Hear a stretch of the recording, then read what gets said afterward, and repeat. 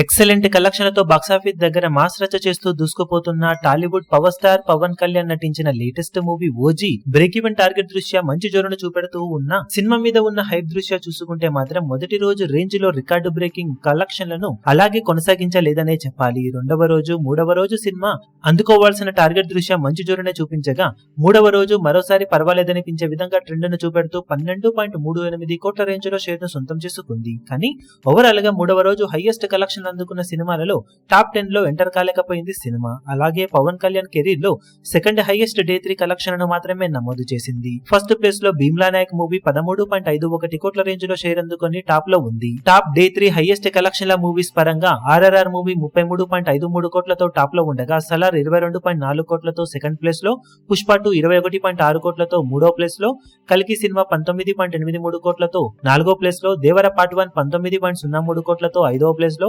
ఆది పురుష్ 17.07 కోట్ల షేర్ ను, బాహుబలి 2 16.6 కోట్ల షేర్ ను, పుష్ప 14.38 కోట్ల షేర్ ను, భీమ్లా నాయక్ 13.51 కోట్ల షేర్ ను, సంక్రాంతికి వస్తున్నాం 13.12 కోట్ల షేర్ ను, వాల్తేరు వీరయ్య 12.61 కోట్ల వరకు షేర్ అందుకొని 11 ప్లేస్లలో నిలవగా 12వ ప్లేస్ లో ఇప్పుడు ఓజీ మూవీ 12.38 కోట్ల షేర్ అందుకొని నిలిచింది. మొత్తం మీద ఓజీ సినిమా ఉన్నంతలో మంచి జోరును చూపెడుతూ బాక్సాఫీస్ దగ్గర బ్రేక్ ఈవెన్ మార్క్ వైపు పరుగులు పెడుతున్న సినిమా హైప్ కి అవలీలగా టాప్ 5 లో ఎంటర్ అవ్వాల్సింది డే 3 కలెక్షన్ల పరంగా. కానీ సినిమాలో వైలెన్స్ ఫ్యామిలీ ఆడియన్స్ ను మరీ అనుకున్న రేంజ్ లో థియేటర్స్ కి రప్పించడం లేదు. దానికి తోడు వర్షాలు కూడా కొంచెం ఇబ్బందులను పెడుతూ ఉండటంతో కలెక్షన్స్ మరీ రికార్డు బ్రేకింగ్ లెవెల్లో మొదటి రోజు తర్వాత సొంతం చేసుకోలేకపోతున్నా ఉన్నంతలో స్టడీగానే జోరును చూపెడుతూ ఉన్న ఈ సినిమా నాలుగవ రోజు కలెక్షన్ల పరంగా మంచి జోరును చూపించే అవకాశం ఎంతైనా ఉందని చెప్పవచ్చు.